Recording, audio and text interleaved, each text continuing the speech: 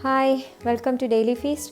ഞാൻ ഇന്ന് നിങ്ങൾക്ക് വേണ്ടിയിട്ട് ഇവിടെ ചെയ്യാമെന്ന് വരുന്നത് ദീപാവലിയൊക്കെ അല്ലേ, അപ്പോൾ കുറച്ച് സ്വീറ്റ്സ് ആകാമെന്ന് കരുതിയിട്ട് രസമലായി ആണ്, നോർത്ത് ഇന്ത്യൻ സ്വീറ്റാണ്. അപ്പം പാൽ വെച്ചിട്ടാണ് ഇത് ഉണ്ടാക്കുന്നത്. അപ്പോൾ ഇതെങ്ങനെയാണ് ഉണ്ടാക്കണേന്ന് നോക്കാം നമുക്ക്.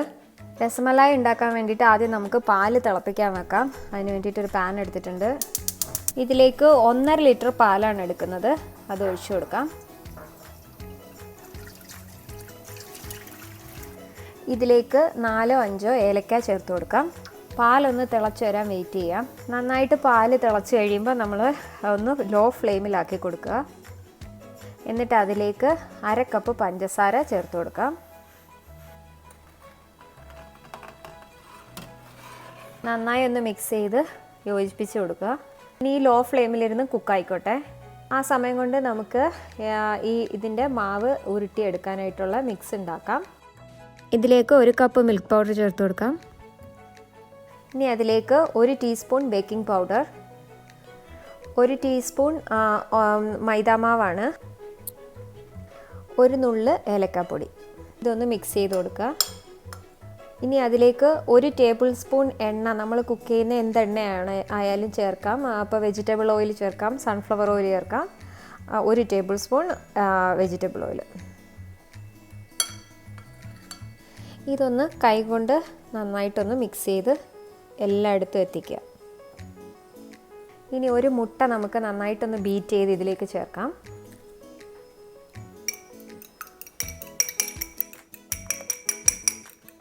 ഇനി ഇതിൻ്റെ നടുക്ക് ഇതുപോലൊരു കുഴി ഉണ്ടാക്കിയിട്ട് അതിലേക്ക് നമുക്ക് ഈ മുട്ട ഒഴിച്ചു കൊടുക്കാം.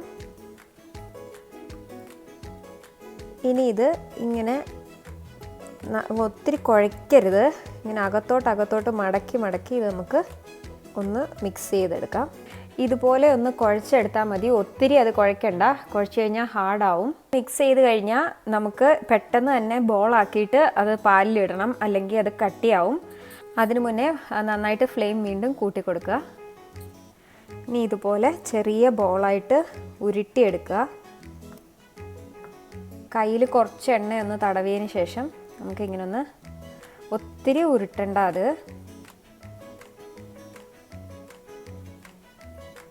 ഇട്ട് ജസ്റ്റ് ഒന്ന്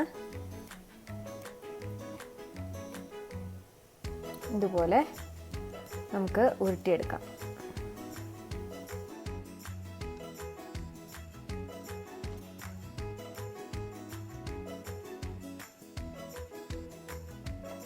ആ ബോൾ ഇങ്ങനെ പാലിലേക്ക് ഇടാം.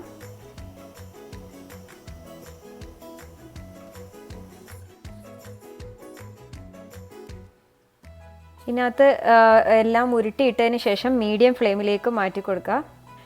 ഇത് ഇതുപോലെ ഒന്ന് ഡബിൾ സൈസ് ആയി കഴിയുമ്പോൾ ഒന്ന് തിരിച്ചിട്ട് കൊടുക്കണം.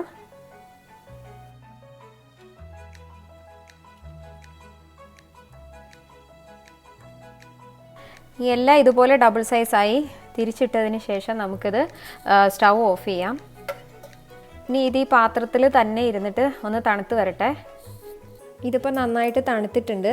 നമുക്കിനി ഇതിനകത്തുനിന്ന് ഈ രസമലായി മാത്രം എടുത്ത് നമുക്ക് മാറ്റി ഒരു പാത്രത്തിലേക്ക് മാറ്റാം.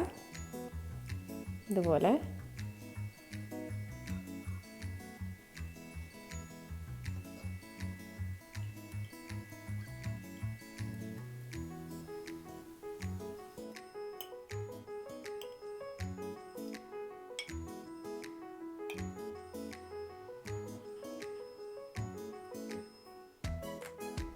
ഞാനിപ്പോൾ ഇതെല്ലാം എടുത്ത് മാറ്റിയിട്ടുണ്ട്. ഇനി ഈ ബാക്കി വന്ന പാല് നമുക്കൊന്ന് പകുതിയായിട്ടൊന്ന് വറ്റിച്ച് കുറുക്കിയെടുക്കാം.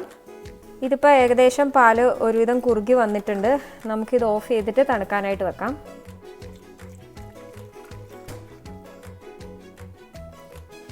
ഇനി നമ്മൾ ഈ പാല് കുറുക്കിയതും കൂടി ഇതിൻ്റെ മുകളിലേക്ക് ഒഴിച്ചു കൊടുക്കുക.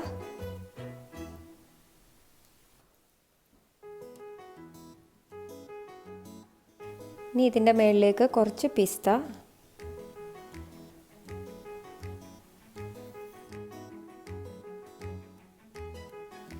കുറച്ച് കുങ്കുമപ്പൂവ്,